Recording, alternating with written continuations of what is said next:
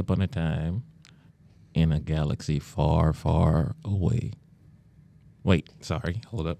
Wrong show. Hello, everyone. Welcome to Pinellas County Schools Tales from the Tech Side. I am your host, James Wilson.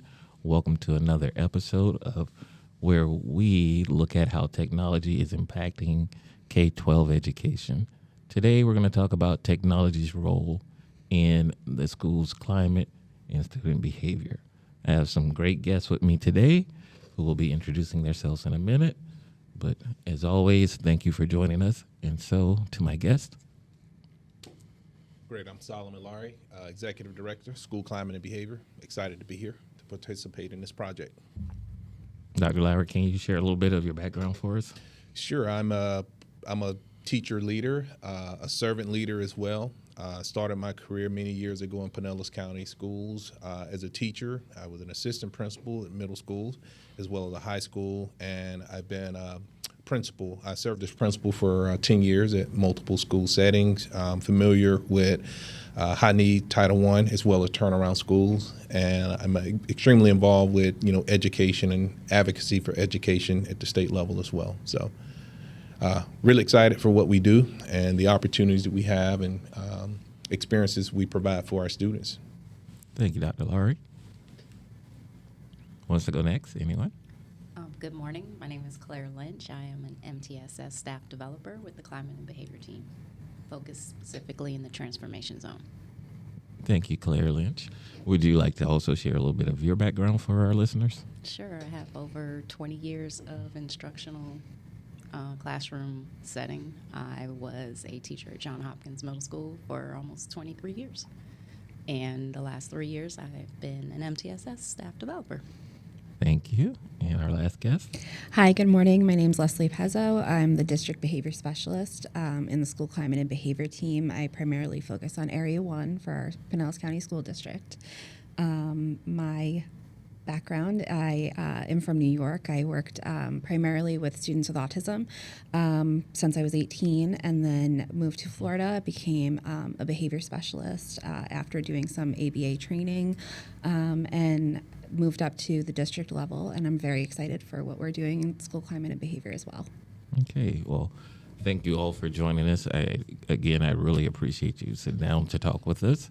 Not only for our district, but for a lot of districts, they don't really have a school climate and behavior department, and I know it's really new in our district. So can you share a little bit of what does the department do? What is it tasked to do? What is that thing that it hopes to accomplish?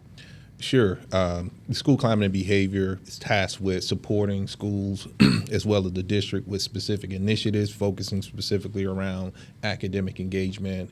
We support with attendance. We support with overall initiative to improve the academic well-being for all of our students as well as for our teachers.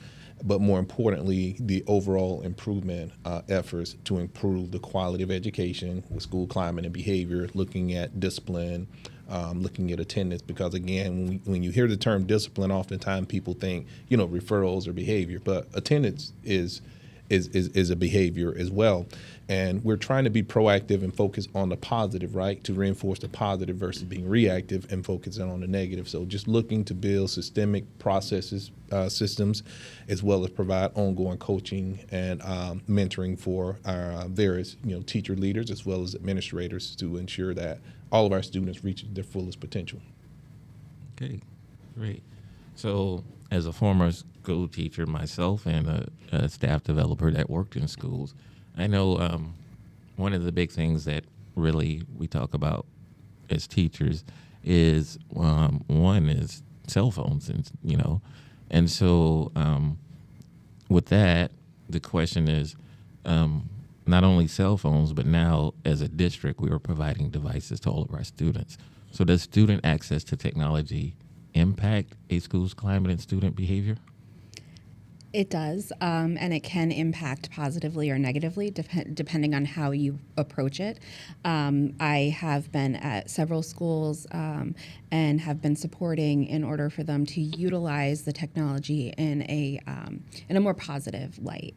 And approaching your students, being able to build those relationships via technology can really build a climate and culture. And I think that that's something that we're really trying to focus on, is starting with those adults and building capacity with the adults. And this is how we can reach our students, because positive relationships are the overall fundamental focus of our school climate and behavior team, is really building those positive relationships. And we can use technology in a positive way, but I do understand that there are some struggles that our teachers are facing, with utilizing technology appropriately. I think that's key, building the relationships, but also as a district, making sure that we are empowering our teachers with the tools that are available not only to them but to the scholars as well, and making sure that they understand the benefits of allowing the use of technology. So if we provide them with the information, then they know how to deliver it to the students. Yeah, and not only that, an additional piece that's critical is ensuring that we have standard operating procedures as to what's permissible and what's not permissible. Because just to roll technology out without any guiding principles or direction, it's a recipe for things to go kind of off the rail. But I do feel that we as a district has done a really good job with providing ongoing and continue to provide ongoing professional development. We have a large menu of tools and resources that are available electronically to supplement what's taking place in the classroom, and more importantly, always keeping in mind that teacher ownership and that teacher autonomy, ensuring that we don't take that away from teachers, because we have great teachers in our school district who are extremely creative, and we want to, again, ensure that nothing we roll out, infringes upon their ability to be creative and think outside the box. So, the sky's the limit. We do know that there are some schools that are using, things, for example, like PBS rewards, Dojo, and other, app-based platforms to, reward, incentivize things for students, also for academic, residual and remediation opportunities as well are available via technology. So great. One thing that I want to just ask you your thoughts. So pre-pandemic, we were not a one-to-one district, and so teachers had to take their students down to labs, or they had to check out labs. And there was a really big thing, and it still is, where teachers didn't want to allow students to use their own personal devices, even for schoolwork. I know as a staff developer, I would try and encourage teachers that, hey, your students have a computer in their pocket. It's okay if you, as you say, that if you have those practices and you build that relationship, then you should be able to allow your students to use those devices. But then there's the battle with, as a school, right, the school climate is no cell phones. So as a teacher, what do I do? There's that, I want my students who have devices to do engaging lessons. We were not one-to-one at that time.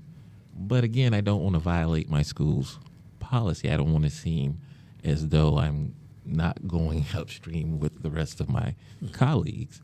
So what would you say to a teacher who was facing that type of dilemma within themselves? Sure. Pre-pandemic, I would say it's really more of a conversation piece with your administration. Again, I don't think there's any teacher or employee, for that matter, that wants to create any sort of disruption in the learning environment. However, if we have these tools available and the professional has the level of, I'm not going to say expertise, but have the level of knowledge to use them appropriately, then I would say I don't think that there's a principal in our school district that would deny a teacher the access. So I think the communication of that is key, and clearly the teacher planning that lesson in advance is key, because you can't really simulate that in the moment. It has to be planned. It has to be standards aligned, and it must be applicable to whatever it is, the end goal that you have for that lesson. I definitely would agree. I mean, I experienced it myself. Had a conversation with my assistant principal. The lesson had to be planned out, and the expectations with the students were definitely conveyed to them, and monitoring to make sure that they were on task. And I think that's key. You have to have expectations set, And these are the relationships that you establish with them from the beginning so that you can continue to do these type of lessons and engage them with the technology that is in their pockets and at their fingertips. Okay. So now moving from that the pandemic or pre-pandemic, and then we go through, we go home, we come back, and we're trying to teach kids at home and at school. So not only our district, but lots of additional districts in the U.S., decided that, hey, we need to take some money and we need to get the devices and have the devices available for students. And so we rolled it out, in a couple years. And then we're at the point now where we actually have a device for all of our students. However, not all of our students are checking out devices. And so we still have teachers who are sort of like, okay, I got 20 of 25 kids that have checked it out, and these 5 kids have not, right? So they are still sort of facing that same problem, that issue. Well, do I let my students use their cell phone? How do I set that expectation? What is going on? And with that, we are better, but not to that point where we can use those devices for those positive things, that student engagement, rigorous lessons, differentiated instruction, which research shows us is where our kids benefit the most. And so, what are you guys seeing currently as it relates to school climate and behavior? So I can speak to that. I know that at the elementary level, we did have PBIS rewards.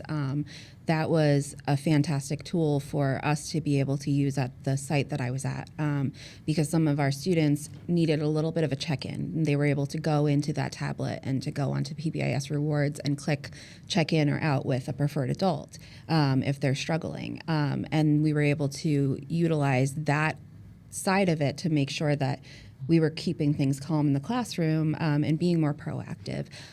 Again, this will go back to that organization piece and that integrity piece, and making sure that even though you do have that piece of technology in front of you, it's very easy to get distracted. And so we want to make sure that, like Claire was saying, that we're monitoring as much as possible, but also giving them the tools on how to stay on task when you are given a task. We're constantly teaching them how to do that, and in order to stay engaged, to utilize that technology. So because we do have so many more students, especially some of our youngest kiddos that have been home and are just getting into school now, there is definitely a higher need for technology. So ensuring that we're utilizing it as much as possible, but then giving our students those tools to use it appropriately and those relationships. And additionally, we did have some calming suites that we used virtually during COVID.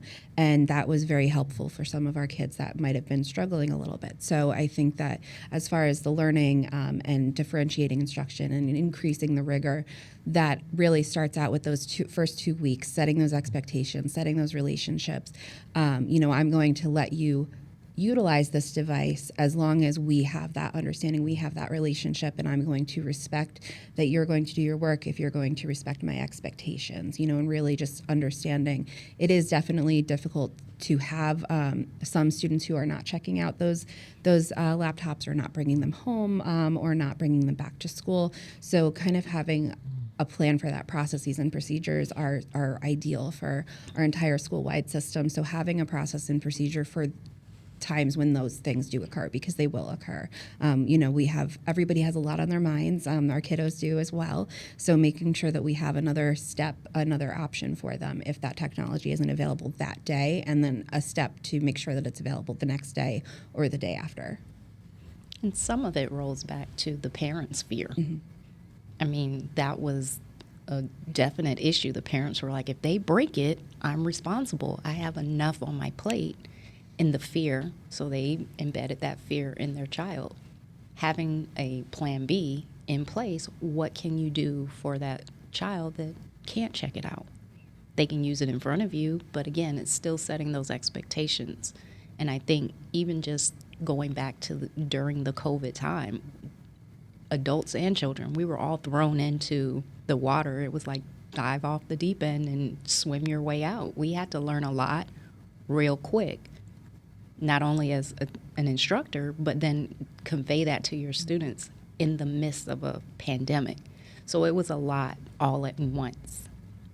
We're coming to the other side of it, and I think that the students are very resilient. They know a lot more about technology than most adults. And just trusting that once you establish the expectations and the relationships, things will be okay. And I think that's the main thing, and that was what I, excuse me, spoke to my students about. You know, we're going to be okay. Follow my lead, we'll get to the other side. Okay. And just for our listeners, and not everyone is in the education field or in Pinellas County Schools.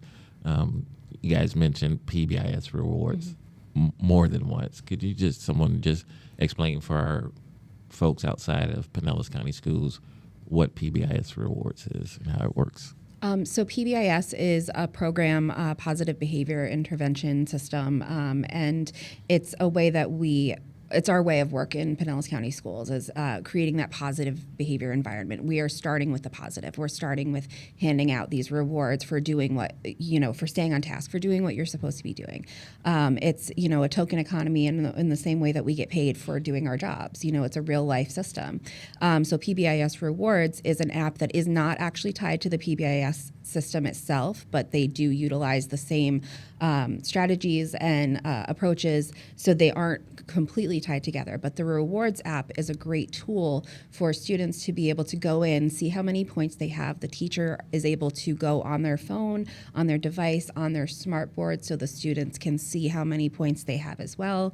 The students themselves can check on their tablets, on their laptops, on their phones, if that's something that they're allowed to use, to see how many points they have, and what they've gotten those points for, as well as to be able to purchase items from the school store. It's kind of like an Amazon shop. It's fantastic. Again, another life skill for some of our students, and very, very rewarding for them, and it encourages them to gain those points because, I definitely want to go shopping at the school store. It looks like Amazon right now. So it's a great tool as well for leaders to be able to pull data and to determine which areas we might need a little bit more support in, whether it's a tier 1 issue that we need to maybe increase and beef up our positive rewards for school wide, or maybe it's tier 2 where we have just some friends that might need a little bit extra support, and then just to be able to pull that data and to know where our supports are needed is fantastic. We are very data driven. So each school has guidelines for success, and this ties in really well. So as the students are following the school-wide guidelines for success or expectations, they're rewarded. They're acknowledged for doing what they're supposed to do or expected to do.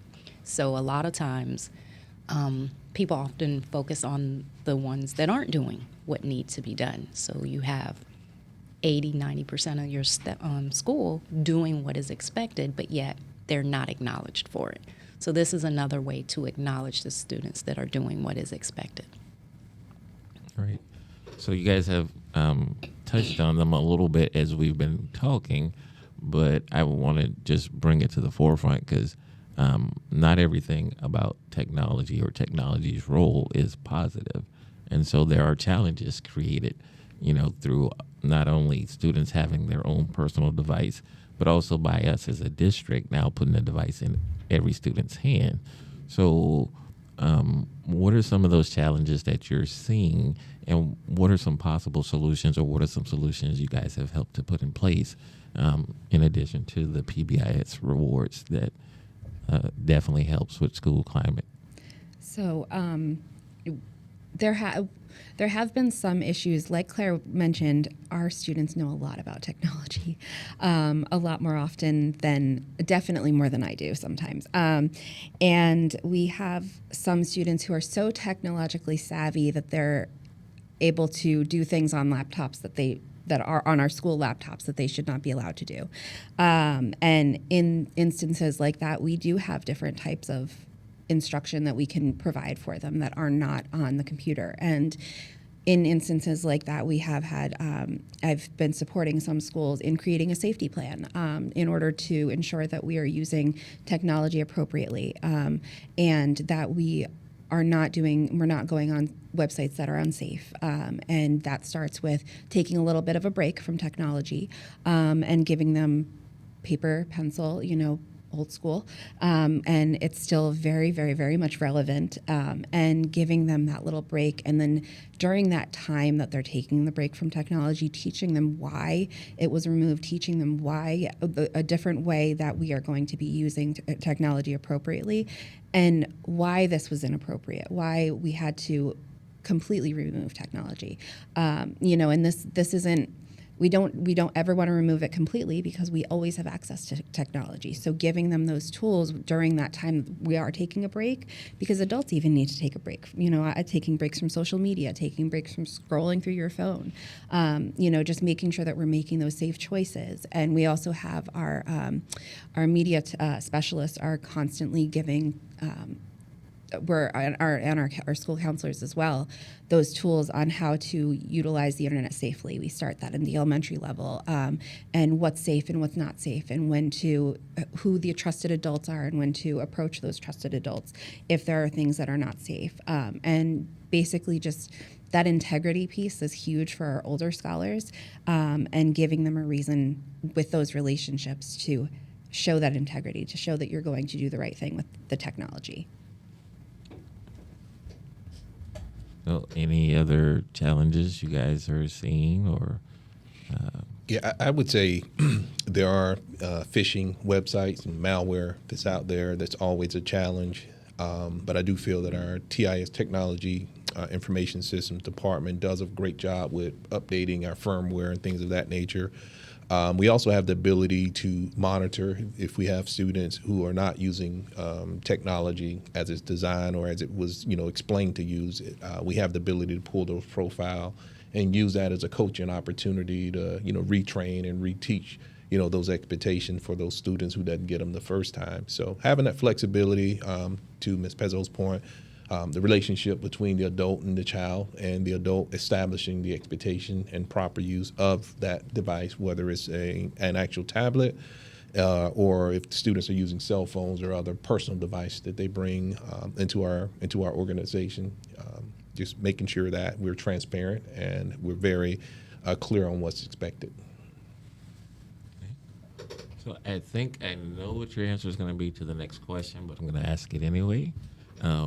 So can school leaders utilize technology to transform the climate and behavior on their campus? Certainly. Absolutely. Certainly. Definitely. Yes. So what are some of those ways they can? We already started it in Pinellas County with our QR code for PCS Praise. I think that was a great tool to add technology in. You can just scan it and send in kudos and praise to any school personnel that you see doing a great job. And that's been such a highlight of this job, to be able to, this role, to be able to go to these different schools and pick out a teacher each time and pick out a staff member each time and say, I'm going to put in a PCS Praise for you.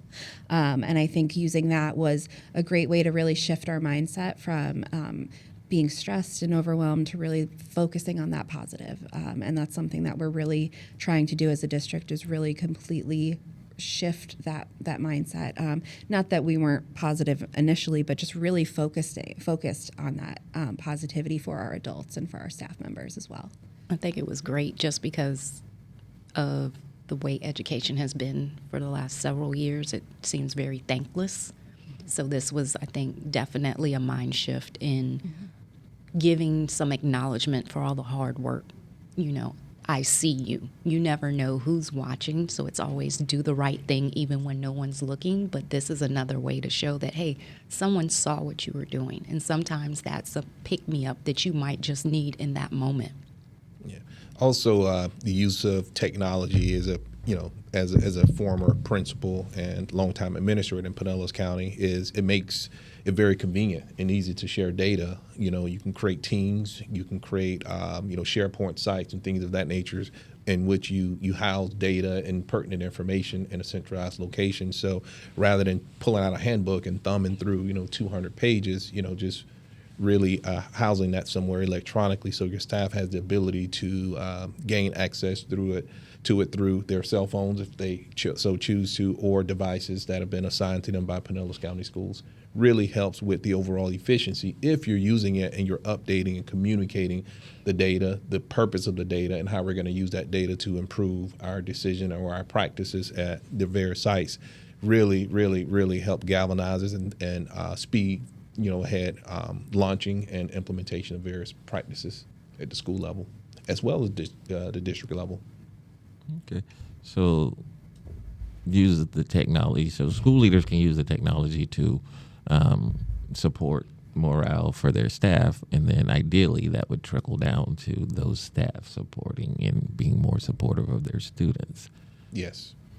So how, as a school leader, can I go directly to my student population using technology, or can I? You can Certainly. use the same surveys that, right now our team is working with a school and we're sending out a staff survey. And that can also, and that's through Microsoft Forms, the same type of survey can be sent to students. You can put visuals in there. It can read to you. There are so many different ways to survey students. Kahoot is it's Kahoot, and then there's a couple other great tools that they use. I know a lot of our elementary schools will do science quizzes and things in the cafeteria, but then at the same time, you can do a PBIS survey and see what your students are going to want to work for, and see what makes them excited to go to school here. What's making you happy here. Really just surveying those students and trying to understand what it is that they want to work for, what it is that they may be struggling with as a school-wide, and getting that information to be able to change the climate as necessary. They could do, I'm sorry. No, you go ahead. They could do even a on-site summit, almost like what Superintendent Hendrick did, where it literally was like surveying your population. What do my stakeholders need and want from me? So, I have been speaking to some of my school leaders as far as creating those same team leaderships through, the students, almost like a mini student council, but having those representatives on campus. It doesn't need to be just the, A students. Some of our struggling students also need to be a part, because they could express to you why they're struggling and what would turn it around for them. So having a diverse student group that the leaders meet with. Mm-hmm. Yeah, an additional piece as well is, you think about lessons that may be created in Nearpod, the kind of the self-paced lessons, that's an additional opportunity, not only for teachers, but also for our students and support staff, in addition to our parents, to attain additional information. You learn more about school-wide processes, procedures, or just for general information sharing. So the sky's really the limit as it pertains to the depth that you can go as it pertains to reaching your stakeholder groups. But more importantly, the continuity as it pertains to the rollout of this. It's really critical, and then clearly stating what the expectations are and what's what's expected as it pertains to the proper use versus the non-proper or acceptable use is key. Great. Well, again, I want to thank you guys. And hopefully, for my listeners, you got what I got out of this conversation, which is that the majority of our students are doing the right thing. Mm-hmm. Yes. And the purpose of your department is to find ways to engage and get those other students, that smaller population, on board, engaged in participating in their own education. And so establishing a school culture, climate where we all exist, no matter how diverse it is, and we're all working towards the same goal. So again, thank you very much. For our listeners out there, as always, remember to like, subscribe, and share. And again, thank you, thank you, thank you. Thank you. Thank you for having us.